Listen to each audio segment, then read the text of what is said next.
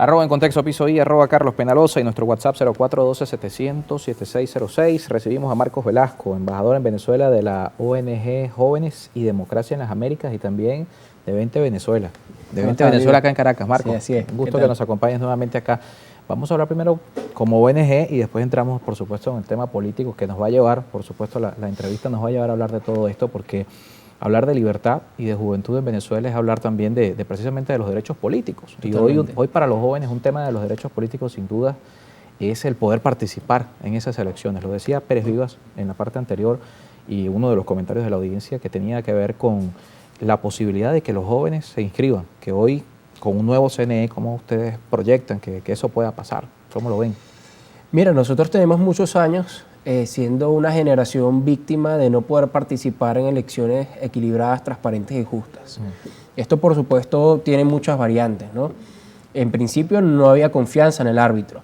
Inclusive hoy en esta nueva reestructuración del Consejo Nacional Electoral vemos personas que pareciese que están ahí para espantar votos.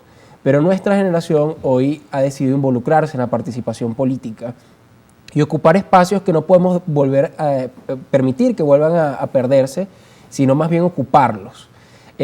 Lo dijo César antes, es una cifra alarmante que 2,5 millones de jóvenes venezolanos mayores de 18 años no puedan ejercer su derecho al voto y que no se haya a estas alturas habilitado un proceso especial, extraordinario de registro electoral, cuando se sabe que hay procesos incluso internos dentro de la oposición para elegir candidatos y que era necesaria esa apertura para ampliar la participación de los jóvenes venezolanos. Claro.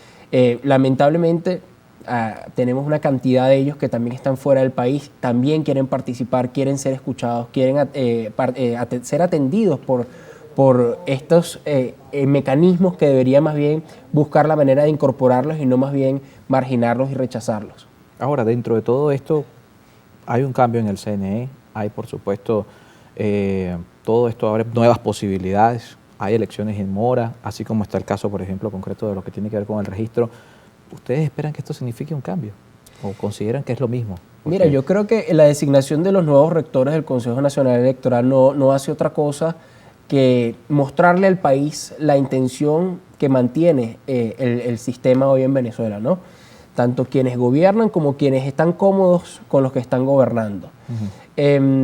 Nosotros no nos sorprende. ¿Quiénes son los que están cómodos? Bueno, yo me refiero específicamente a ese sector político que se hace llamar oposición, pero tras bastidores hace negocios con el régimen, cuadra pequeñas cuotas para permanecer en ese status quo de convivencia mientras que hay un país que sigue siendo víctima de violación de derechos humanos, que sigue careciendo de servicios básicos, que sigue teniendo una calidad de vida paupérrima, que sigue considerándose pobre o extremadamente pobre dentro de ese 80% de los que hoy todas las encuestas indican que en Venezuela están dentro del rango de pobreza.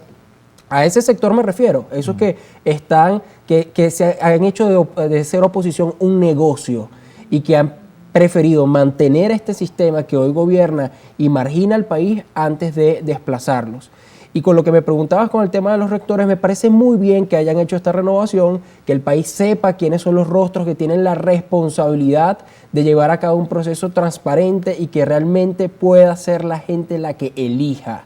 Y si no lo hacen, pues que la gente sepa cuáles son esos nombres y cuáles son esas caras que hoy tienen la responsabilidad en sus manos de hacer que la voz de los venezolanos se escuche. Entre esas caras está quien estuvo al frente del organismo que ratificó algo que dicen que ya se sabía, que no era público, que es el caso de la inhabilitación de María Corina Machado, y ahora sí hablamos directamente del tema político, porque Marcos, aparte de ser de la ONG, es del equipo de 20 Venezuela en Caracas, y tenemos la oportunidad de hablar de todos estos temas.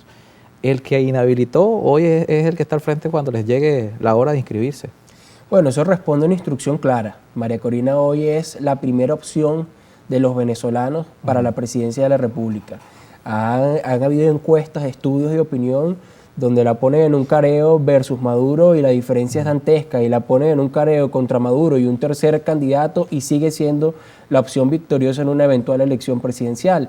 Eso te dice que el régimen tiene que buscar la manera de buscar elementos que puedan espantar la participación electoral, pero sépanlo, nosotros lo hemos dicho, vamos hasta el final, vamos a pelear para que cada venezolano pueda elegir la opción que realmente va a generar ese cambio que los venezolanos y el país entero aspira que suceda. ¿Qué significa eso de hasta el final? Porque hay mucha gente que se ha sentado acá en este espacio con cierta preocupación de lo que significa ese eslogan. Porque algunos temen que hasta el final signifique que como no me dejan inscribir, voy a agarrar una vía distinta al voto.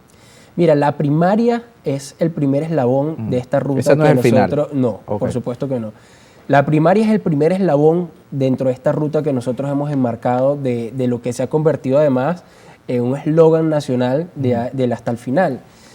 La participación en la primaria tiene que ser masiva. Pero es para escoger un candidato. Claro, pero no para un líder de la oposición. No, por supuesto. Pero la participación en la primaria te da la legitimidad de origen para que tú puedas ejercer tus derechos políticos en Venezuela. ¿Cómo tú inhabilitas a una persona que sea electa por X cantidad de millones de votos para enfrentar en el 2024 una elección presidencial? Entonces, ese es ya el lo primer vimos en eslabón. Barinas. Freddy Superlano fue inhabilitado y no pudo ser candidato. Con la diferencia de que esta vez hay un contexto absolutamente diferente. La inhabilitación o la pseudo inhabilitación de María Corina recibió un apoyo inmenso nacional e internacional y estamos frente a una posibilidad real de cambio para Venezuela como Estado, ni siquiera viéndolo desde una perspectiva de partidos, no, para Venezuela como Estado.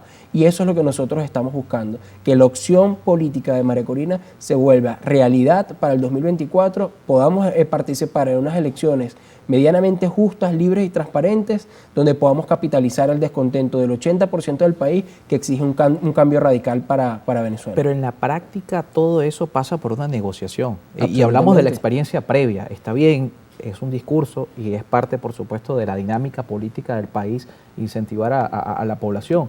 Pero en la práctica, sin una negociación no se va a lograr una habilitación. Incluso el mismo caso tal vez tenga PJ con Enrique Capriles o el caso mismo de Freddy Superlano con Voluntad Popular. Y pareciera que la negociación, algunos en 20 o algunos que tienen afinidad con la idea de María Corina dicen que es cohabitar, es entregarse al régimen, que los principios no se negocian. Hablamos de eso al regreso de la pausa con nuestro invitado Marcos Velasco de la ONG Jóvenes y Democracia en las Américas y además también dirigente de 20 Venezuela.